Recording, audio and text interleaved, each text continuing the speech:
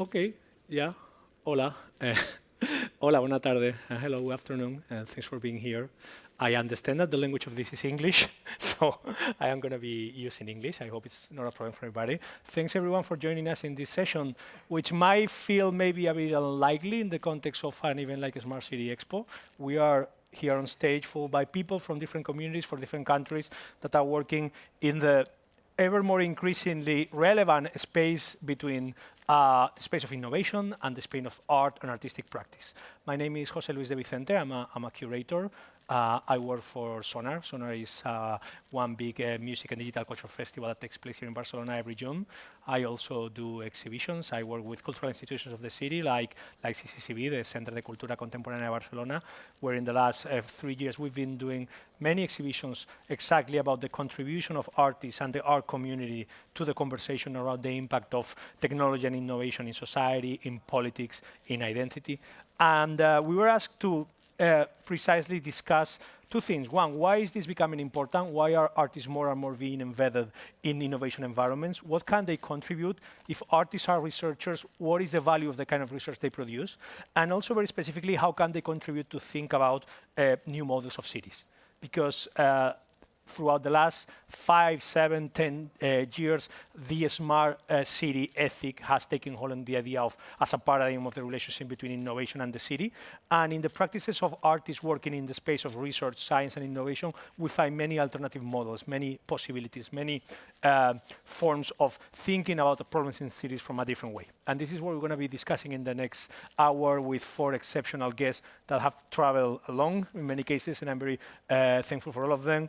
Some of them were called at very last minute, and I'm also super thankful. One thing that I wanted to point out, because I think it's a valid point to make, is that this thing that we're going to talk about, the idea that artists can be researchers and can play a very important role in innovation processes, is not new. It's not even particularly new. Last month, in October, it was exactly 50 years since the first time that artists were embedded in a research environment to work with scientists and researchers. It was the birth of a project called Experiments in Arts and Technology that took place in New York, in Murray Hill, joining artists from the New York avant-garde of the time with researchers at Bell Labs. At that point, Bell Labs was probably the highest qualified research environment in the world.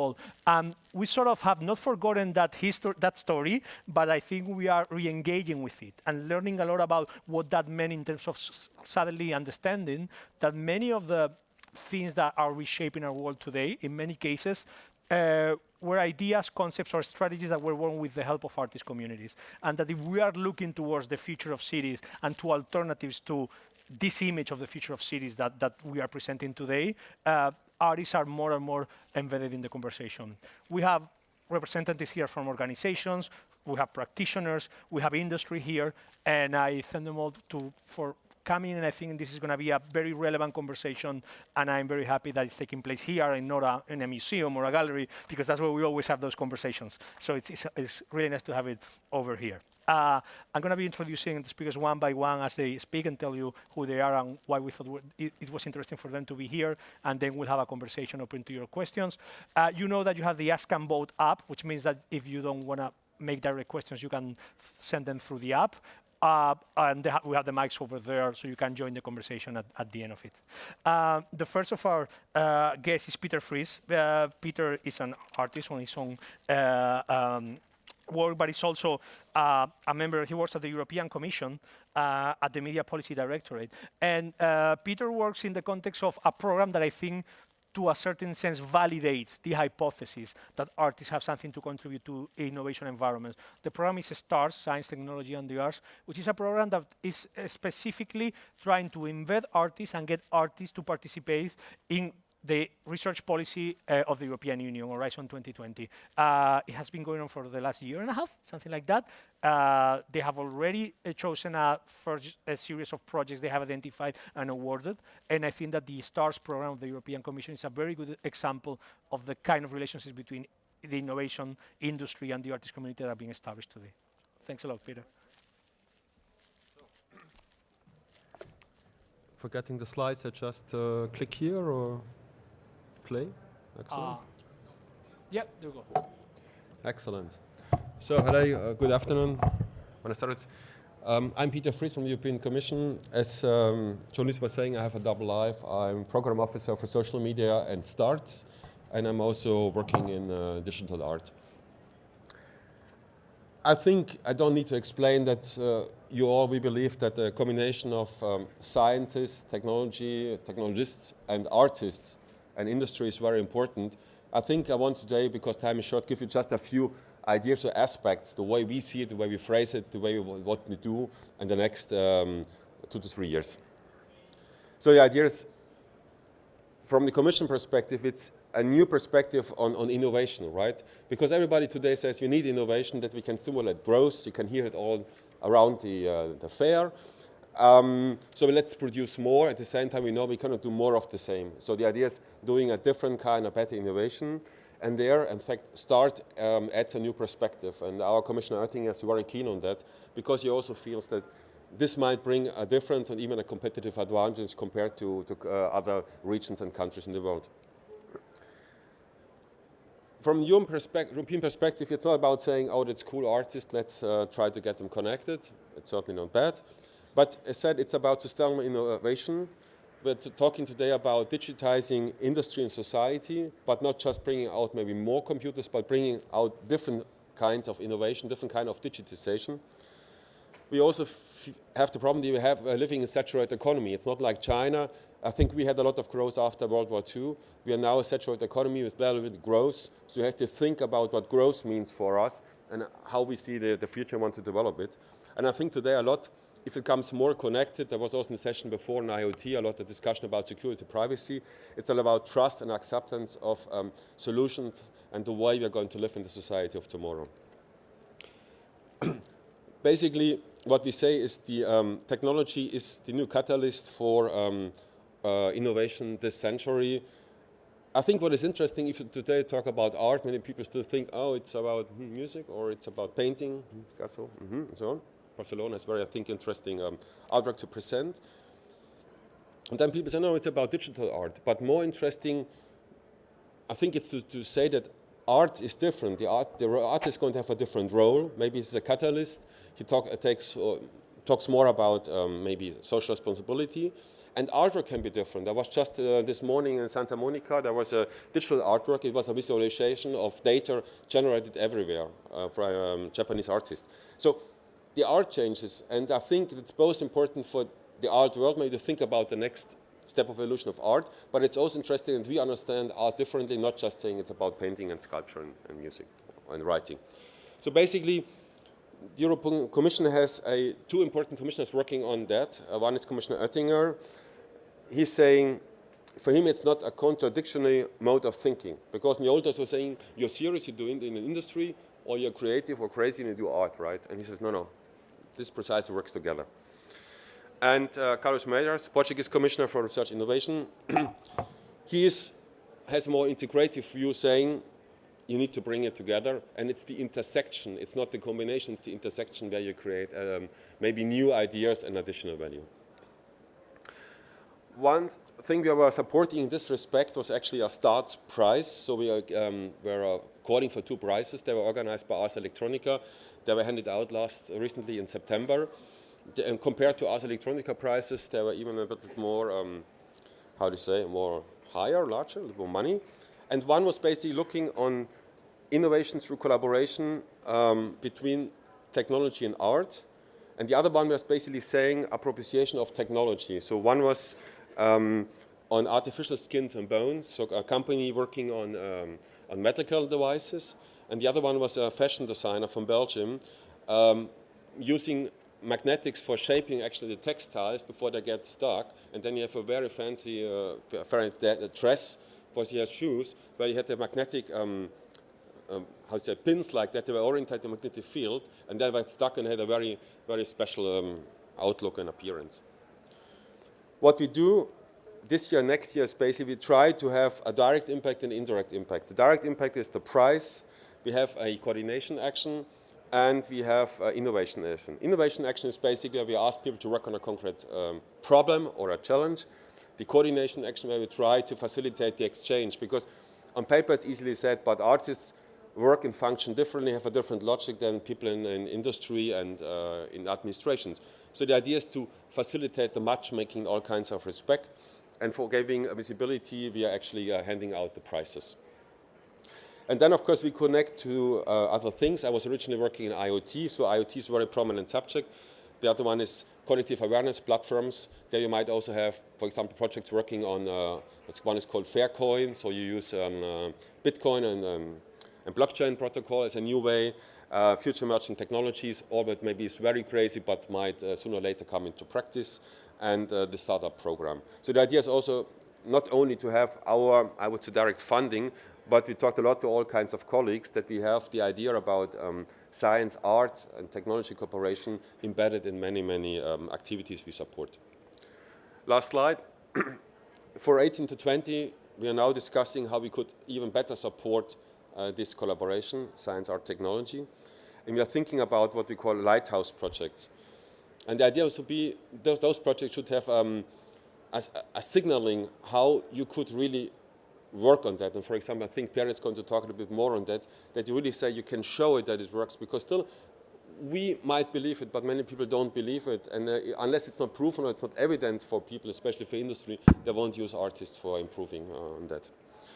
So what we would like to do is to support specific areas, not just say let's work on a combination, but there has been a very strong European initiative called Digitizing European Industry. We want to support it because it's not just bringing out more computers, it's the way you want to digitize industry. I mean, we feel that artists can have an additional value in terms of the process, how to improve that, different kinds of solution, maybe getting rid of old solutions which nobody wants to abandon, but they don't make sense any longer. So we feel artists have a different way to address that. The future of social media. I think the social media is the future, the way society is going to operate, right? So we want to, from European side, to work on that, maybe on working on the next generation of Facebook, right? Or different kinds of platforms. And they definitely want to engage artists as well. Creative industry, it's a lot about, in particular, what you have in film and television. There we want also see that we get more this artistic and technology bit into it. What you can see here, I think smart cities and urban system is a large field where more can be done, because often if you talk about smart cities, it comes down to smart transport, smart waste, right? Lighting, energy saving. But we really talk about the way that if you connect all this and have this technology, our life is going to change. And I think there also as well we can have the artists involved. And we have an aging society in many countries in Europe. So the idea about health and how we could have a decent life for older people using technology, but also maybe having a certain sensibility that this technology is going to be designed and not just a geek one, can be very important. I see my time is over. So you see, we have already started to support this cooperation, and we have, I think, very nice ideas for going on the next 2 to 3 years. Thank you. Thanks so much, Peter. I'm really eager to have an open conversation at the end of the presentations. This panel would have made way less sense if we hadn't had industry in it, because we always think about, like, how do we engage industry? How does industry become one agent here? So, well, here, sitting to my right is industry. Mr. Pere Obrador is an open innovation manager at Telefonica R&D. Telefonica, as you probably know, is one big telecommunications company and telecoms provider who has an R&D facility here in Barcelona, and they have been engaging in different ways with the art community through the last years.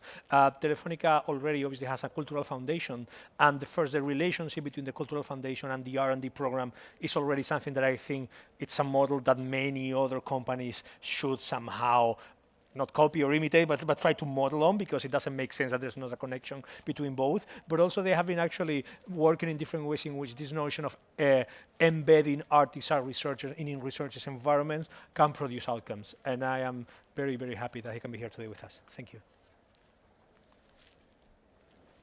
Hello, everyone. Thank you for having me here. So my name is Pere Obrador, and it's been said, I run the Open Innovation Program at Telefonica R&D here in Barcelona. We've done lots of open innovation initiatives with other companies, for instance, Nokia, Lego, El Bulli Foundation here in Barcelona, and even the Football Club Barcelona here also. But one of the most interesting areas that I've been doing open innovation in is in the area of arts and technology. And this is a little bit what I'm going to talk about. If anybody's interested in learning about the other types of open innovation, come see me after the talk. One of the initiatives that we've had over the last 5 years is the Next Things proposal. This is an open challenge that we've done in collaboration with Laboral Centro de Arte y Creación Industrial in Gijón, Spain. This is an open challenge that we send out to artists around the world in specific areas of connected devices, connected items, basically around the area of Internet of Things. It started being Internet of Things and it became just connected anything, as you'll see in a minute. We started this program 5 years ago in the intention to get inspiration from the ideas that were proposed by the artists. But eventually it has evolved over time. We started very naively because it was the first time that we were doing any collaboration with artists. And we really didn't know how to get around working with artists because from a research organization, you work in a very specific way with other researchers, either in universities or in other research, corporate research labs in other companies. So there's the idea of IP protection, which is intellectual property protection with patents and other types of protection. And we learned the hard way that that's not how artists work. So we started evolving slowly, and over the last 5 years, I think we've come to a point where we have a really strong program that works very well, and you'll see the current project, very interesting and very well embedded inside the company organization. We started 5 years ago with the first call, which just basically Next Things. We wanted connected stuff. We were very early on in the Internet of Things area. And the winners were the project that presented Mapochi. This was a very, very successful project from the point of view that we had one artist working with another artist that was expert in user experience, and working with a researcher from the MIT, the Massachusetts Institute of Technology, that was expert in intelligent fabrics. So what we put together here is a toy, a plush toy, that for kids, so that they can communicate non-verbally across the globe. So you can have a kid with a toy, and he can caress it, he can punch it, he can shake it. So you have many different types of sensors. The fabric is sensitive also. And all that gets transmitted over 3G to the other side of the world. And the other side of the world, there's another similar toy that reacts to it with noises, lights, etc. As I said, we worked with them from the point of view as if they were researchers. It turned out that that was not the right way. We learned that with artists, it's better to give them complete freedom. And we started thinking about working in open source, complete open source environment. And this is what we did in the following year. We went ahead and did Next Things space, trying to recuperate space. How do we gather space? Devices that gather space. And the drones were in the big hype at that point in time, and the winners were flown. Was the flying phone, a very cheap, powerful drone that you can do yourself. You're going to go to their website, you can download the blueprints, and you can build it yourself for under 100 euros. And basically, most of the electronics are running on the phone itself. So the phone, you can see some of the videos there. Unfortunately, I don't have access to the internet on this computer. But you can check it online. And basically, you control it with another phone. So basically, with the gestures, the phone flies around and takes pictures and videos. And if it gets lost, it'll send you an SMS telling you the GPS coordinates of where it got lost. With them, we worked in open source. So this was a better way to work with artists. Nevertheless, there were some frictions with regards on what you would be able to do with this while they were in the residency. So it turned out that they used the phone to go and film some illegal evictions, and they were caught by the police. But this was a funded project by a corporation, so it generated a little bit of a PR problem for Telefonica. So this brings me to another question. It's like, what are the bounds that we have to set for artists that are collaborating in a specific corporate environment, or if there should be any bounds? I know that artists like to work completely free without any boundaries, but for the corporation, there could be some liability. So that's another interesting question that I would like to set forth.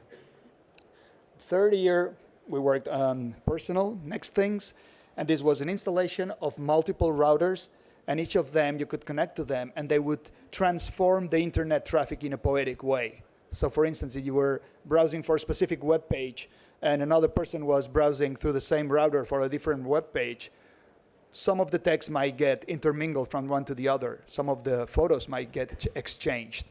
So it's just a way to walk around the internet in a poetic way.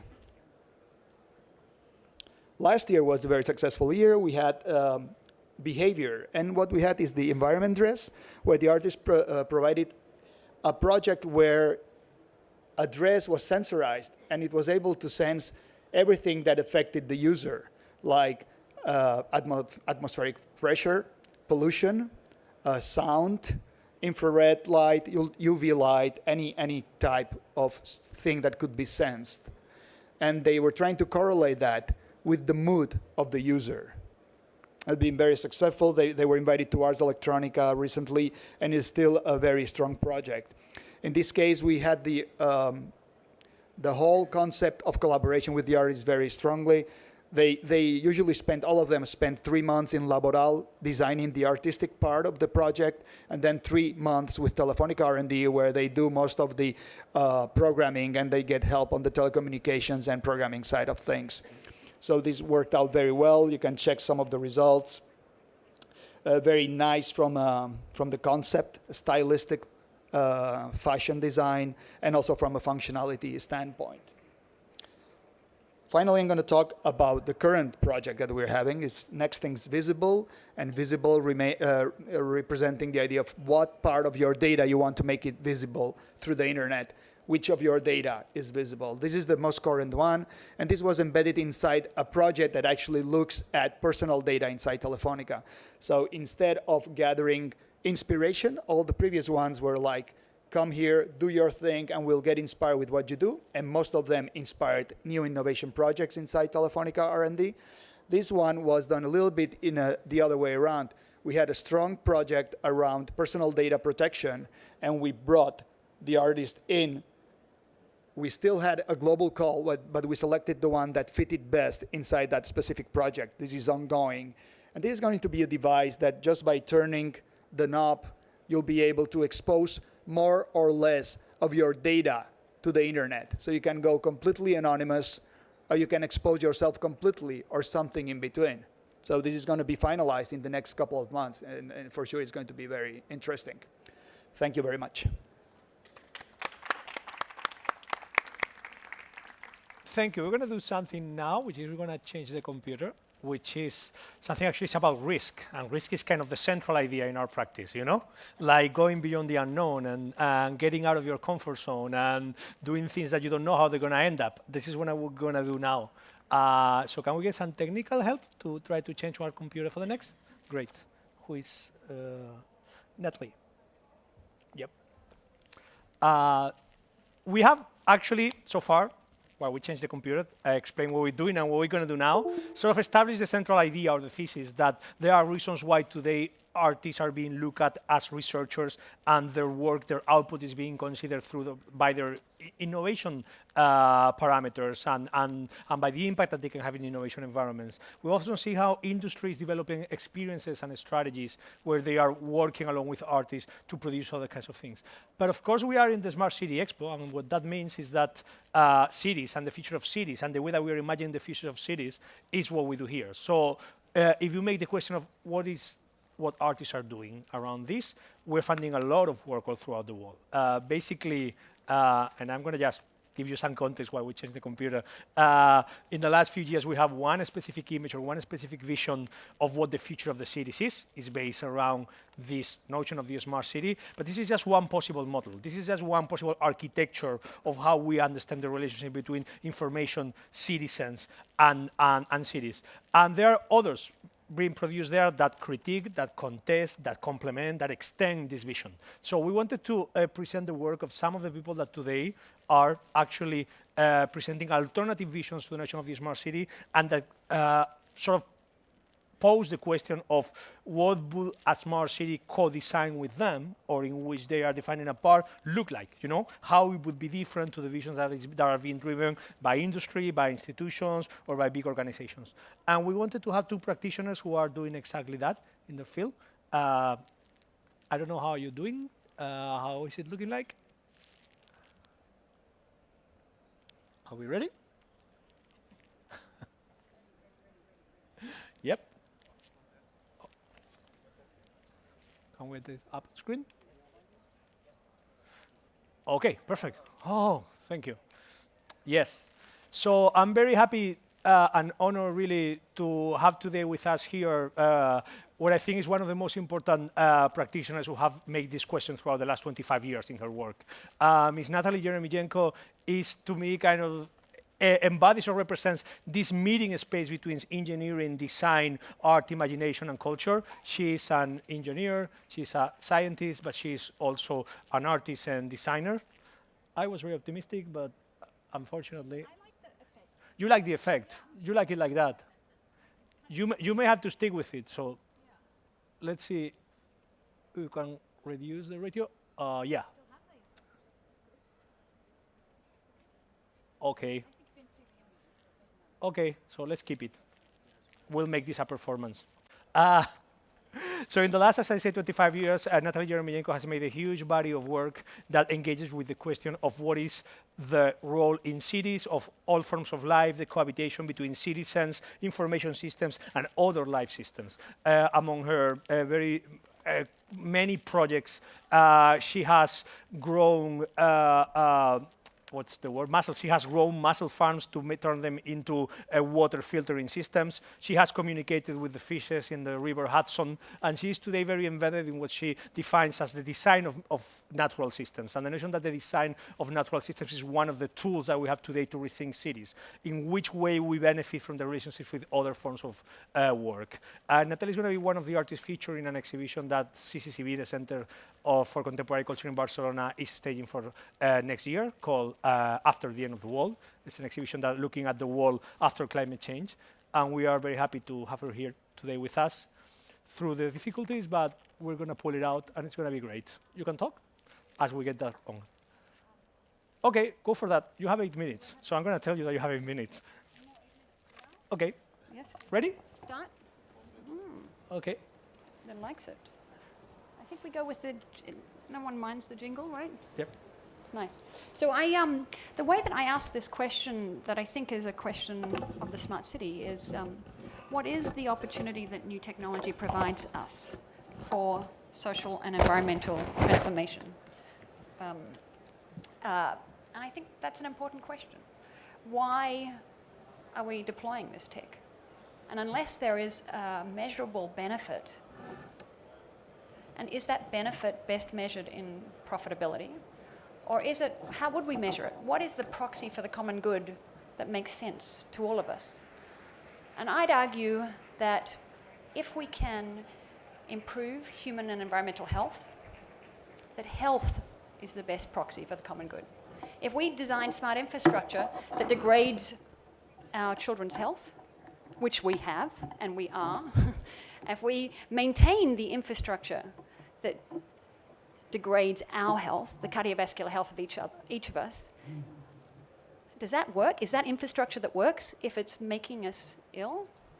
I mean, it's an interesting and important question to figure out what is it that we're accountable to? What is success? And for me, I use health as the metric of success.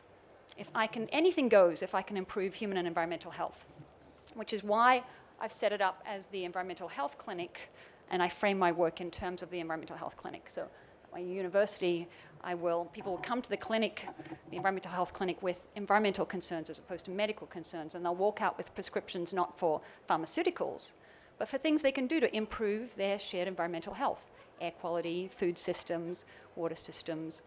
And the benefit of approaching health 2.0 in this way is it's not the individualized, atomized, pharmaceuticalized, medicalized, expensive view of health, right? Anything you do to improve your indoor air quality or your outdoor air quality, the benefits are enjoyed by anyone you share that air quality with. So it's a collectivist project externalizing health. And in fact, it was first the idea, probably not even first, Hippocrates of the Hippocratic Oath claimed this. The other big and central idea that I think is tremendously important is that we learn something from natural systems. And one thing that I didn't learn from natural systems, and I did a lot of doctoral work, as José Luis mentioned, in engineering and precision engineering, space systems engineering, I didn't know that most of the world, the biomass of the world, all the forests, all the flowers, all the pollinators, all the corals, I mean, more than 95% of the world are made from that subset of symbiotic organisms that don't just live beside each other, but they actually benefit from each other's presence. They live longer, they reproduce more. Those are called mutualists. And to the first approximation, the world is not a competition for scarce resources, it's a mutualistic system. And we can design mutualism into, so we're not doing cost-benefit analysis anymore, we're doing benefit-benefit analysis, right? Into our systems. So to show how that works in the sort of the fundamental art gallery context is, this is a little animation I did from a network analysis a long time ago, of looking at how in an institutional context of an art museum you have the curatorial text, the information presented. Because of the silent, meditative quality of the gallery space, the museum space. You might be standing next to somebody, but you don't actually exchange any information or talk to them, right? And then we've had the advent of, we've transformed these institutions and we brought in these audio tours.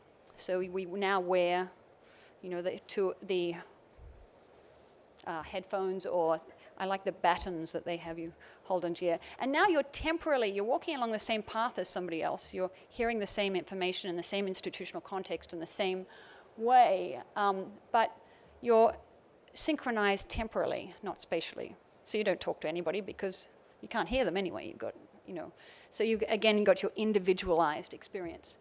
And I designed a similar system to an audio tour, but it depends on what we call listen speakers, which are small speakers in the wall that you have to stand reasonably close to.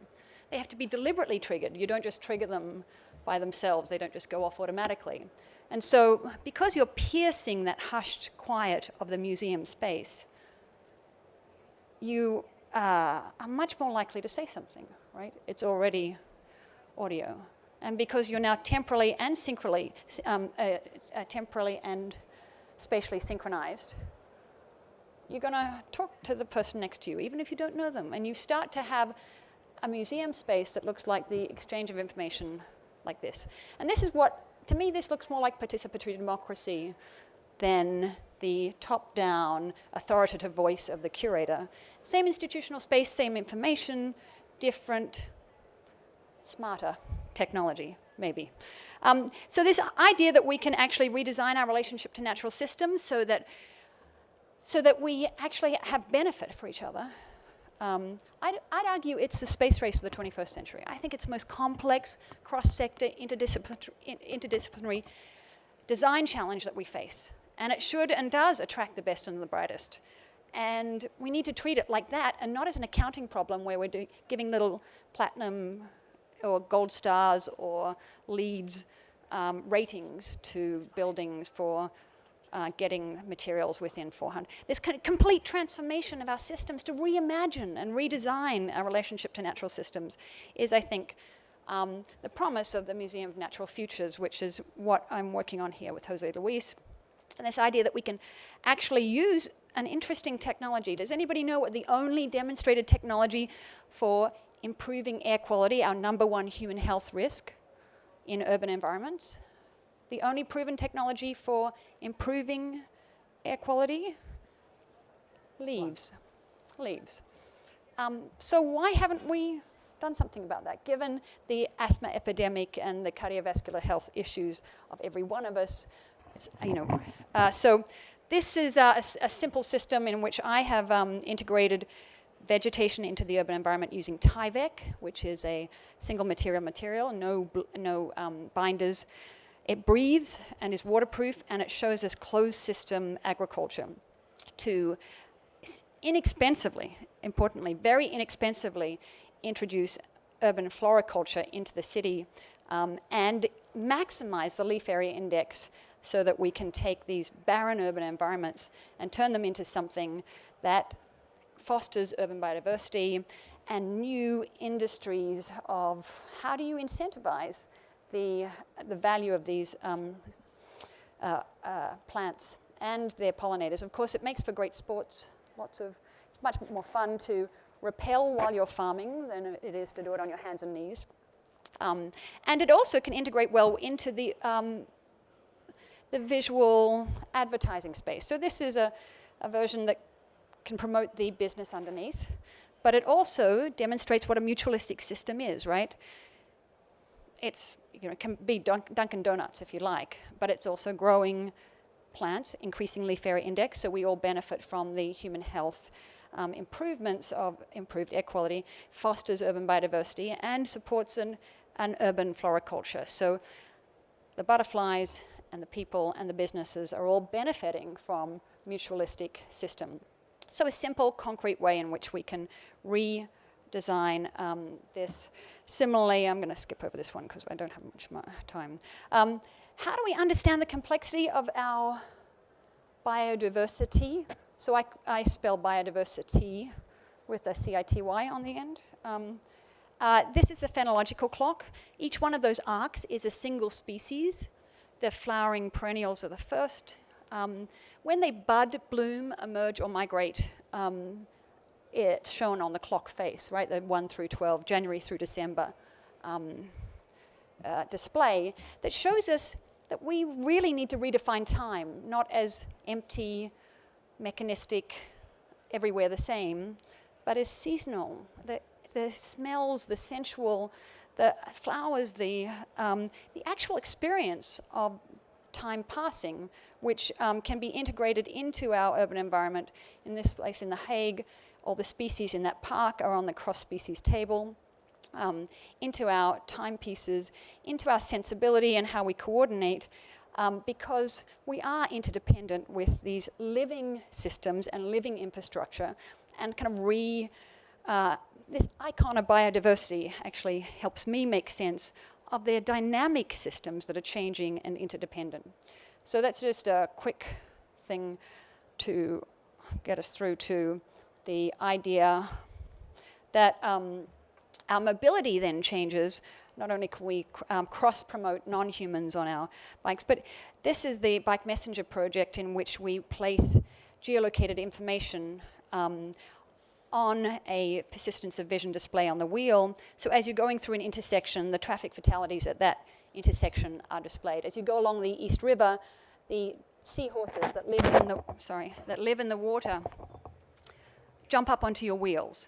And the information that is geolocated and produced in open hardware, where we build it together and build a community that is iconifying and placing persistent ephemeral information throughout the urban environment to, in most cases, insist on the kind of transformations that are possible to reimagine our urban environments. I thought I got rid of those. Oh, I see. I'm in the wrong presentation. Natalie. Yes, I'm done? Yep. Okay, I'm going to finish with the moth cinema.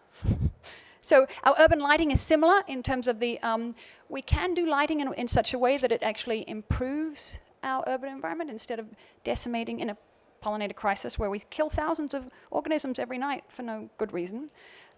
This is a light project that actually, of course, attracts moths and illuminates a silver screen of the moth cinema. Instead of bedazzling and frying them, it actually attracts them to a moth garden that has intensified resources of nectar and host plants that they bounce around and cast dramatic shadows, their nightly adventures, their love triangles, and we see this. And to this we also do a cross-species concert, which is playing nocturnes that we've commissioned and composed to at the Moth Cinema as the soundtrack for the silent cinema. And it's the first cross-species stereo concert where we play the human nocturnes and see how the moths react to them. We transpose them in real time into ultrasonic. So that means that the moths can hear them because they have really good hearing, because they co-evolved with bats. And bats here and everywhere have gotten, smart little mammals have realized that urban moths are kind of disoriented and easy McDonald's food. So by playing the nocturnes in ultrasound, we are creating a safety shield, relieving the predation pressure, providing habitat, and with these R-strategy organisms, they can repopulate the entire surrounding area within weeks or months, right? So that's the best news about, and that comes from Spain. That's a generalizable idea. The fisheries in Spain have been started to be managed in this way, where you take R-strategy organisms and you say, let's pretend they're not gonna, well, let's not let them get fished, and then we repopulate the entire surrounding areas. And that's been, I think, the biggest cultural export of Spain in the last 5 years. We can redesign our relationship to natural systems. We can build back our fisheries and our urban health. Thank you.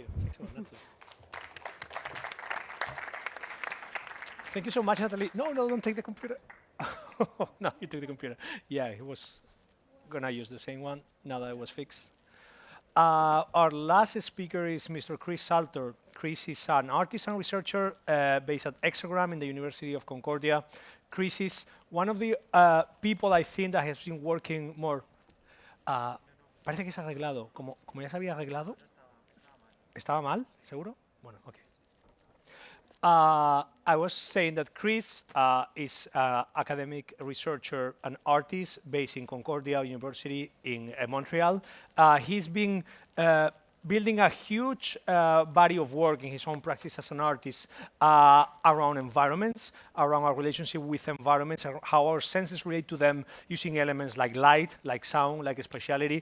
But also, I think he's one of the people that knows more, that I know more, about the history or the alternate histories of the relationship between the city, media technologies, and the way that we imagine how cities evolve. When I was in my presentation mentioning the work of experiments in art and technology 50 years ago, and I was saying that some of the things that we're saying today are not new.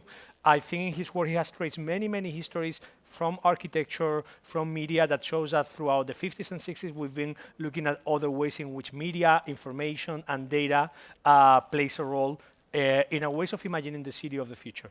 And I think that in his presentation, he's going to show us some of those alternate histories that may help us to think, and that will help us to think that, if I can make the joke, another smart city is possible. Yeah. Hope we're lucky. Slowly coming up. Yep. That's the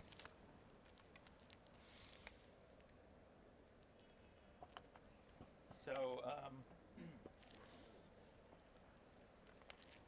it's on their PC, so.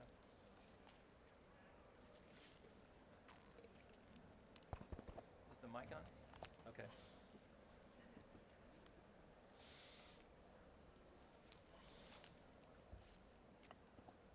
Okay, is this on? Okay. Yep. So I start with this quote: "Man has a brain. His senses are the basis for the perception of the surrounding world. The means for the definition, for the establishment of a still desired world are based on the extension of these senses. These are media of architecture, architecture in the broadest sense." So this is a quote from the Viennese architect Hans Hollein from 1968, who wrote a manifesto called "All is Architecture." And this text tried to dare to transform architecture from the condition of physical construction to something more permeable and transient. In a lot of ways, Hollein's quote captures this sense of the ephemerality of urban space. And in fact, Hollein says that all as architecture states that the urban environment is fundamentally about the senses as a medium for and about architecture. Now, the human senses, like human life itself, and the urban environment are nothing but transitory. Indeed, if we think of the city as a kind of collection of permanent urban monuments, the solidity of these built structures falls apart, as David Leatherbarrow says. He says, weathering. Things, no building stands forever. Eventually, everyone falls under the influence. Weathering does not construct, it actually destroys. So this is this idea that architecture seems to be permanent, but it actually indeed is not. It's a material temporal duration. So the question I actually want to pose to you today, and we're talking about smartness, is how can we understand the urban environment from the body and the senses, which are fleeting and transitory over the so-called permanence of infrastructures, whether it be buildings or smart infrastructures. Now, I'll give you a sense of what smartness means. We tend to think smart means the smart sensor, but in fact, the smartest sensor is actually quite dumb. That's an oxymoron, a smart sensor. The sensor is dumb because you think about the human or animal perception systems. Let's take sound, for instance. So here's the human ear. Within between 11 to 14 milliseconds, we can identify where a sound comes from, how loud it is, what the spectral quality of it is, and its color, and also essentially whether we'll flee from it or remain stationary. Now, this is quite interesting because we have a fairly limited hearing system. In fact, animals like dogs and cats have a much higher frequency response than humans do. But if you think about this, this has nothing to do with calculation speed. Computers are much better at humans in calculating. But what it does have to do with is the speed of memory and recollection and emotion and effect. In fact, in order to have the same ability with machines, we need a sensor, we need some form of transport, we need some kind of algorithm to extract some useful features, like, for instance, with a sound signal frequency, phase, or amplitude. And then we need some other components to even make any kind of sense of that, versus the human or animal sensing systems, which in fact have to do with memory, embodied experience, and much less with the idea of information retrieval. So this comes to the idea of communication and perception. The perceptual psychologist James Gibson argues that there's a big difference between what we think about communicating versus perceiving. When we think about communication in the smart age, we're essentially thinking about the extraction of human resources, for instance, from biophysical signals to movement patterns, and turning those basically into big data. But Gibson suggests that this idea of information is erroneous. We cannot convey information about the world to others without actually having perceived the world, is what Gibson says. Perception, in fact, is not the same as communication. And the other thing is the available information for our perception is actually radically different from the information that we can actually convey. So there's so many signals. The world around us, the environment around us, is a kind of magma in which basically things are coming at us at all time. They're not trying to communicate anything to us. So if you start to think about this, the information for our perception is not transmitted. It does not consist of signals, and it does not entail a sender and a receiver. The environment does not communicate with the observers who inhabit it. Why, in fact, should the city speak to us? Why should nature speak to us? Now, what's interesting here is to think about some historical examples of urban visions of the city to counter this belief that information is everything and the data gathered from citizens in the city is necessary because we believe it's rich in information, but it's actually very poor in perception. So I'll take three examples. The first is this. It's Constance Neuenhaus's New Babylon, a utopian project proposed in the 1960s, organized around a post-industrial model. And what Constance argued is that the city is ludic, it's playful, it's an uninterrupted process of creation and recreation, and in fact, technology plays a big role in that. Technology, for Constance, is the indispensable tool for realizing an experimental collectivism, which is a very interesting way of thinking of smartness. Now, the second example is Cedric Price and Joan Littlewood's Fun Palace, which was actually never built. It was designed in the 1960s for the UK, and they called it a University of the Streets. And this Fun Palace was designed to be a kind of radical, transforming, non-permanent urban environment that would become, as they called it, quote, a laboratory of pleasure, providing room for many kinds of action. Now, this building inspired this building, which is far from what the Price and Littlewood imagination was, is of course the Centre Pompidou. But what they imagined was an environment which would be made of catwalks, moving staircases, cranes that would shift walls around, and these walls would actually be consisting of bodily experiences, of steam, of temperature, of vapor, of light curtains, of volumes, of smells, and so on. And Cedric Price said he didn't think this building would ever look the same way twice, which is very interesting because he wanted to use a kind of cybernetics model to try to understand people's actions and moods in order to alter their physical experience in the space. Now, this is another vision, as you probably know it. This is, of course, the media city, the mediated city of the screen. I was just in Shanghai. This is what, of course, it looks like in October 2016. resembles what Mark Taylor called electrotexture in the 1990s. And this electrotexture is a kind of blurring of boundaries between building and builder, program and programmer, time and space. And of course, you know this very much because you see these urban screens all over the place. We think that art should basically be on buildings now as images, and you see them over and over in many, many cities around the world. But this example is actually more interesting. It's Toyo Ito, Japanese architect's Tower of Winds in Yokohama, in which he created a kind of aluminum skin around a ventilation tower in the train area. And it responded to the noise floor of the environment as well as to wind speed. And as opposed to creating a kind of surface screen, what Ito did is try to create a kind of transparency between the subject looking at or experiencing the environment and actually the environment itself.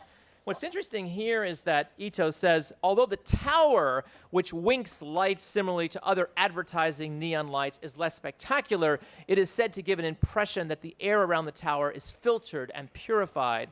It may be so because what was intended is not to make a substance to emit light in the air, but to make the air itself convert into light. So this is a very interesting idea that the city, the perceptual experience of the city, is not the screen or the building, but rather the atmosphere that surrounds the building and the inhabitants, and the manner in which our perceptual systems try to make sense of these kinds of temporal transformations. For instance, if you look at Fujiko Nakaya's work of fog sculptures in Japan, in which basically the atmosphere is never stable, it's constantly shifting, and of course the participants in that setting are also shifting that environment as well. And the last example is the work of Xenakis. This is, of course, the Phillips Pavilion in 1958 that he designed for Le Corbusier. It was meant as one of the kind of very early media environments. Inside, they projected this kind of film about the birth of the world on this kind of S-shaped curve that Xenakis designed. But Xenakis was very disappointed in this because he said you had this amazing environment and then you basically turn it into a screen. And so what Xenakis proposed is what he called polytopes, which were these large-scale environments that took place both in urban spaces as well as indoor spaces. This is the Polytope Moyale in 1967. This is the Polytope de Persepolis in the Persepolis Festival in Shiraz in 1971, in which basically you could create with light and sound a kind of virtual environment in which light would be temporal and sound would be spatial. And in 2012, actually at Laboral, and then more recently, we realized or kind of reimagined these projects. This is in Paris for 600,000 people at Nuit Blanche last year. We tried to reimagine this environment in the space of the city. And what would happen, for instance, if this is run in a kind of machine learning algorithm, which these different processes change over time. What would it mean to basically inhabit this kind of architecture, which is, of course, changing dynamically and creating this kind of experience between pattern and noise, which is what we experience in the city. The last thing I'll talk about is proprioception, and it's the work of the Japanese architect Shoshuko Arakawa and Madeline Gins. And what they propose is a very interesting idea, a very different approach to architecture space in the city. They called it what they call a reversible destiny. This is in Nagi in Japan, in which they wrapped around the inside of this cylinder the Ryonji rock garden. And what's very interesting about this is it completely distorts your perceptual experience. What they talked about is the idea of reversible destiny. And this reversible destiny is the idea that as we get older, our senses actually start to decay. They start to fall apart. And so what would it mean to continually keep your senses active, in motion, so you could design environments that would completely thwart your normal, habitual way of moving, of smelling, of walking through urban spaces? And they, of course, built this kind of example of that in Japan outside of Nagoya in the 1990s. And I'm going to leave you with these very interesting quotes, these kind of epithets that are on the walls of that space.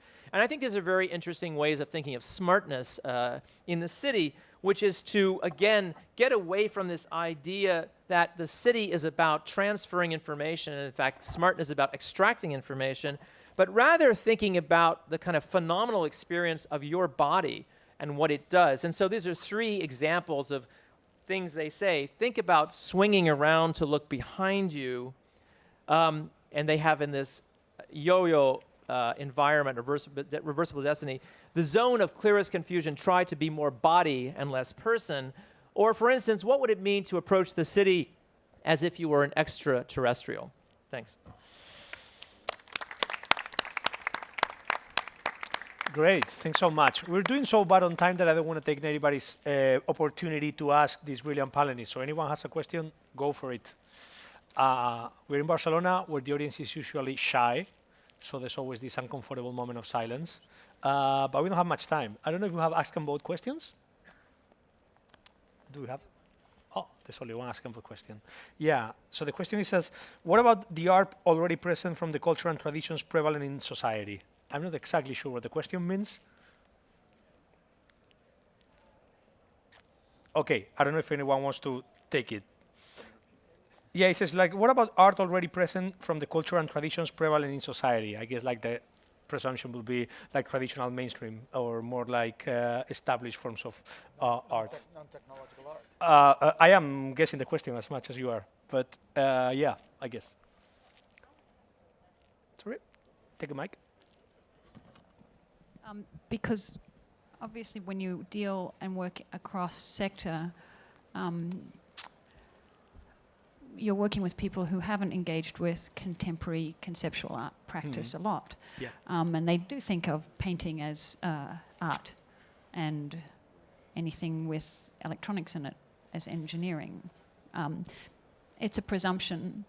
I think it's really important to understand that what conceptual art of the sort that Chris and I, and what's represented in the engagement with technology is actually interested in the concepts and the conceptual rigor that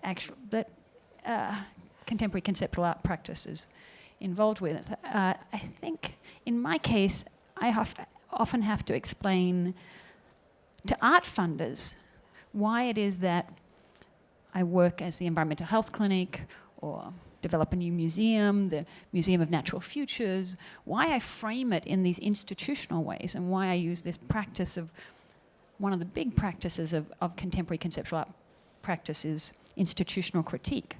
How do we get beyond the street gesture, the funny little app or the imagistic kind of momentary, into engaging with what does it take to have the durable social context of a new institution? How does transformation become actual social change?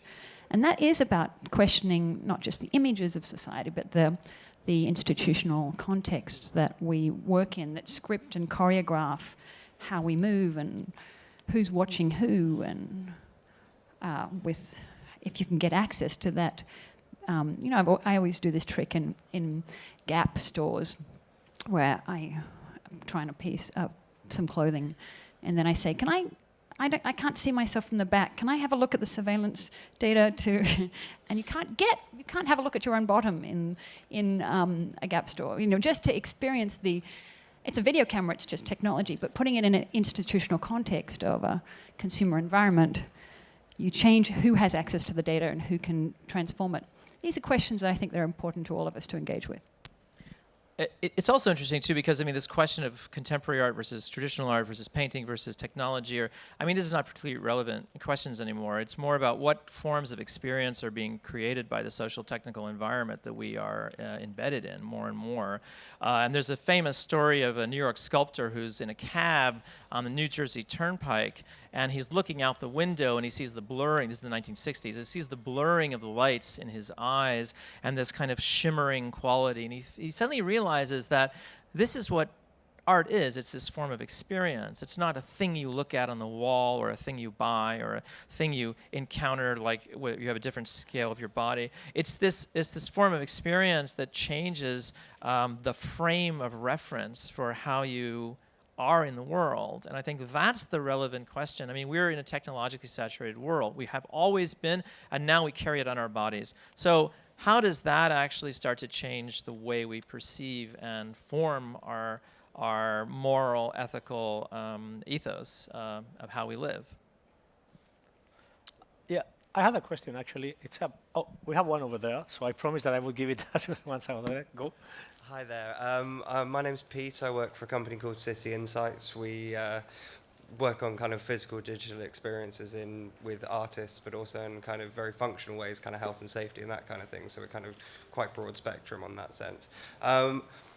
Since we do a lot of work with art institutions and museums and galleries and this kind of thing, do you see in the future the role of these institutions or the way that people interact with them or the boundaries that are currently there being kind of changed or broken or switched, or how do you see that kind of in relation to, like, say, the socio-technical development? Yeah, I mean, they're already changing. I mean, the institutions we have today will not be the same institutions in 10 years, and they're changing not only again because of things like social media and ways of reaching audiences that never happened in the past, but they're also changing simply because people's perception has radically shifted in the last 20 years. Yeah, it's said that art is a better investment strategy than your pension trust. So, you know, is that the transformation of our art and cultural to become ways to launder money if you're particularly rich? And I would argue not. So I think there's a real contest about what it is, where the boundaries of our art is, and how we actually. What I'd say is at stake, and I think it's a really important position within formal education, and particularly within the green sustainability discourse. What's at stake is creative agency, and who has it. If you go for a grant for green infrastructure, or if you become an architect with a LEED certification capacity, you have a list of things that you can go down through and cut and paste and use. It's as if all the answers have been given, and you just have to resort them and apply them. It's not as if we have any actual intelligence and creative synthetic capacity to reinvent and change and innovate in a real way. And so green sustainability discourse has been used to squash the kind of creative agency that I think we need to have to rethink and re-inhabit. So, you know, I think there's some, yes, they're changing, the boundaries are changing. Can we make them change in ways that we think, enable the creative agency of each one of us? Because I'd argue that's the most important thing. This, what I call the crisis of agency, of what to do in the face of so many challenges, right? Can we do anything? Most of us will spend a lot of time in paralysis, but we could, if we imagine, if we're given permission to imagine, change what and how we do. I think it's not the first time, I guess, that the context of art changes and the boundaries get blurred, right? I think the 19th century it was mainly the academies. In the last century we had more the gallery museum model, and I think now we are at the beginning of 21st century. It's different. For me, that's not a problem. I think what is important, I feel, for society is that we can support the artists, that they can have just an income, or they have a way they can work and express themselves, right? Because the problem of the model of last century, apart of course from the upcoming art market, maybe investment, is that the model, the gallery model, doesn't longer support all those artists, and does also not respond to reply to the new kind of art, right? I think what you are doing, you cannot sell in a gallery. Of course, you can sell the idea, right? But you cannot hang it on the wall. And I think that's where it's actually, if the boundaries are blurring, there's a chance that we can do it differently, right? Because it doesn't mean that we abolish the museums or we don't go longer, but it means maybe museum model also as an instance of justifying or identifying art, or even, how do you say, making a quality mark on it is gone. Today maybe we can also think, how do you see that, how do you judge or feel the quality of an artwork? And maybe it's no longer a museum, or it's no longer the curator, maybe somebody else, it's maybe a citizen, a mayor, which then gives also feedback to the artist, right? And I think that's where we have to work, and I think we are right in a very interesting moment. Exactly, and I just wanted to add that more and more people may not realize it, but there's lots of consumer products nowadays that are being supervised by artists, mostly in the US, but right now with the help of STARS, we're hoping that initiatives like ours, more and more that's going to happen here in Europe. People are expecting a certain level of artistic value in their consumer goods. They don't know how it's happened, but they are expecting it, and I think that's definitely going to drive more and more collaboration between artists and consumer product companies. Thank you. I don't know if we have one more question from the floor. If not, I had like a very a direct question, and I think it would be great if you could give us a short answer. And short is like a 30-second answer at most. Because it's something that I wonder, and I think a lot because it's actually, I think it's a question that I'm trying to answer with my practice and with my research. And it's something that if we go out there and we pull someone at random, probably has never thought about. So let's imagine that we have to convince of this everybody out there. The question is, what is the role of artists in the ecosystem of innovation today? Why is there a role for them? What are they contributing? And why you cannot think today of the community of innovation without artists being one of the agents? And I will start with Pere and go that way. There's one very easy answer and short. Usually in the innovation space, in corporations, research and development, people are very focused on their day-to-day job, very, very focused on what they have to deliver in 3, 6, 9 months time frame. We don't have time to look out the window and see what's going on outside. And I think that's what the artist brings to the table. They have this enormous, I would say, perspective about what's going on outside. And they can bring that breath of fresh air and inspire us with many different points of view that we might have never heard about. And I think that's the main thing that they bring to the table, is that inspiration. Now, if we can channel that inspiration inside a specific project that is profitable down the road for the corporation, for the company, I think it's a win-win for everyone. Okay. For me, I think it's 3 aspects. It's the creativity, it's a sensibility, and I think it's some sort of a slight craziness in the way that you outside maybe classical thinking. And this was often missing in industry innovation context, right? And the funny point is even that companies who have been very successful in the beginning don't do it any longer. If you think what Apple does, and if you see how boring the Apple stores are worldwide, how is this possible? And they have it all, but they cannot do it. And I think the artists often sometimes challenge the context, innovation context, and then of course new companies or companies who split, they can maybe then take it up. Well, it's simply because with artists, the imagination is not 18 months to market. You know, it's it's a little broader than that. I'm thinking of one of my older teachers, John Chowning at Stanford, who invented an algorithm for FM synthesis, which then was licensed to Yamaha and built probably the most best-selling synthesizer of all time, the DX7. And he discovered this algorithm by just playing around. He didn't have any mandate for innovation. He was playing around because he wanted to see how he could advance music or computer music, or what would a computer do.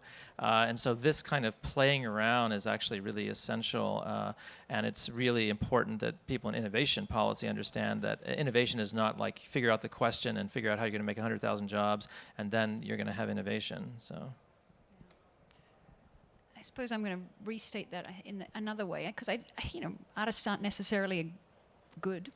They can be awful. I mean, we can, and particularly as we move in, I think this idea that it's a much more research-driven context. I like to talk about the publish or perish imperative that we have in academia, that the Media Lab and other places made into a demo or die imperative, and now we're in a kind of exhibit or expire method, which is, has some of the pressure. But what I think is interesting about an artist is that you don't really have much respect. Nobody really believes an artist. You'll never hear people say, artists say that climate change is a real phenomenon, right? No one believes an artist. You're kind of always suspicious, and are you lying or what?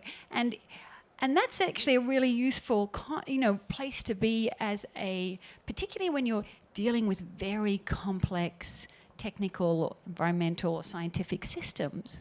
Because if an artist can do something, and I think this is, any of the success of my work is, if she can do it, well then I can, right? It's this idea that if an artist can do it, you speak for the everyman, because you don't have the credentials. An artist doesn't get a residency or a prize because of her Stanford PhD, or it's not a credential-driven context. So also this idea that you can, you know, anything goes.